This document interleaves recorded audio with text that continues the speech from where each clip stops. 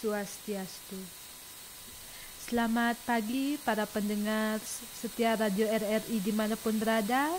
Kembali lagi bersama saya Penyuluh Agama Hindu Kabupaten Sumba Barat. Pada kesempatan pagi ini saya akan memberikan sedikit penyuluhan agama Hindu serta pemahaman tentang makna dari Banten Prayasista. Kita sebagai orang Bali tidak terlepas dari kata Banten, atau yang Banten yang paling utama adalah Banten Prayasista. Pada dasarnya umat Hindu tidak bisa terlepas dari sarana persembahyangan seperti dupa, banten, bunga dan lainnya. Sebab dalam Lontarya Prakirti dijelaskan bahwa sahaning babanten pinaka raganting tui, pinaka warna rupaning ida betara pinaka adika buana. Artinya, semua banten lambang diri kita atau manusia, lambang aneka kemakmuran Tuhan dan lambang buana ageng. Maka dari itu umat Hindu berkaitan erat dengan sarana persembahyangan yang dimana salah satunya adalah Banten Prayasista. Banten Prayasista merupakan salah satu komponen penting dalam kehidupan.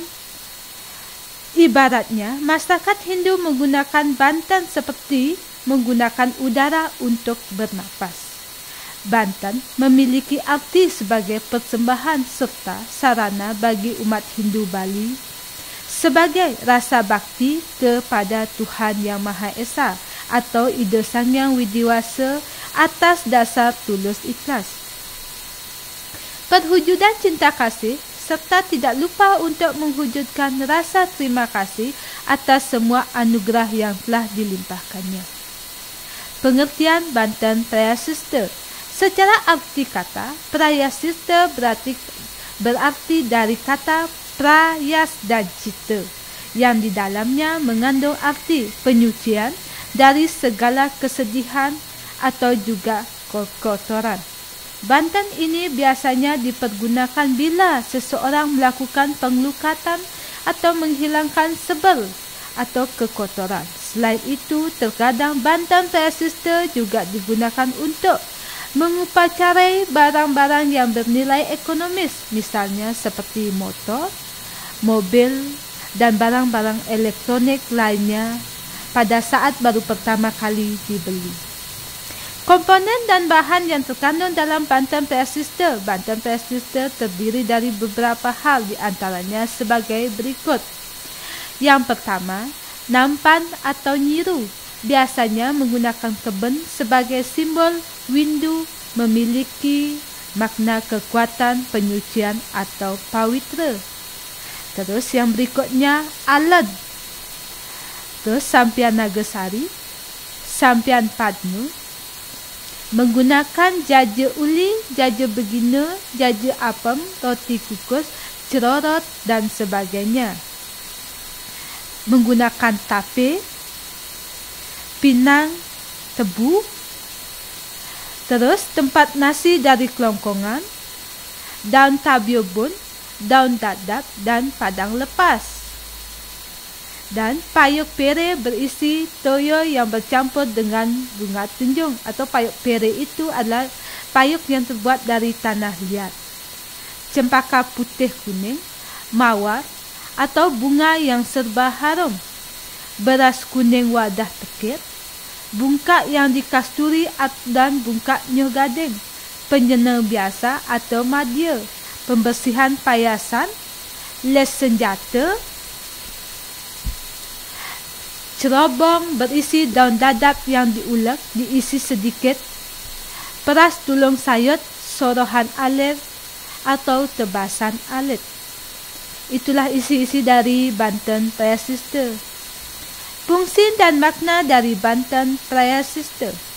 Banten Prayasista memiliki fungsi sebagai sarana penyucian tribuana, menyucikan alam swahloka dalam wujud Tri Mandala, sebagai penyucian umat Mandala dalam wujud Tri Pramana sebagai penyucian idap. Prayasista mencucikan alam pikiran dalam pikiran yang suci akan tercipta suatu aktivitas yang suci. Fungsi dari bantam persistor untuk menetralisir letah atau kekotoran atau juga yang disebut dengan sebel. Sebagai contoh, setelah seseorang melahirkan, maka si ibu mengalami sebel atau kotor. Untuk itu, maka dibuatkan bantam persistor untuk membersihkan segala kekotoran yang ada di dalam diri. Bantam persistor ini harus diaturkan oleh pemangku dan sulinggih yang mungkin saja ditambahkan bantam rentetan lainnya, dipakai juga untuk mengupacarai barang-barang yang bernilai ekonomis. Fungsi dan tujuan dari bantam persistor adalah untuk keselamatan pemakai agar barang-barang yang dibeli tersebut tidak membawa sial. Di dalam bantam persistor ada bantam les yang berfungsi untuk menghilangkan 5 mala atau kekotoran diri, iaitu sarwa rega yang berarti segala macam penyakit, sarwa widya yang berarti segala halangan, sarwa satru iaitu semua musuh, papa klesa iaitu 5 klesa yang mengotori hidup, dan sarwa dusta berarti terhindar dari bencana oleh orang-orang jahat. Itulah fungsi daripada les yang digunakan pada bantam persistor. Bantam persistor ini merupakan penyucian terhadap cuntaka yang usahanya mengembalikan suatu keadaan yang dipandang tidak suci, agar menjadi suci kembali, baik berupa benda, bangunan, lingkungan maupun manusia. Usaha penyucian tersebut diwujudkan dalam bentuk upacara. Pelaksanaan dari usaha manusia dalam melaksanakan kegiatan selanjutnya dalam melaksanakan suatu upacara akan diperlakukan perlengkapan-perlengkapan yang disebut dengan upakara. Oleh karena itu, untuk menghilangkan atau menyucikan orang yang cuntaka, ini diperlukan suatu upacara atau bantam persistor,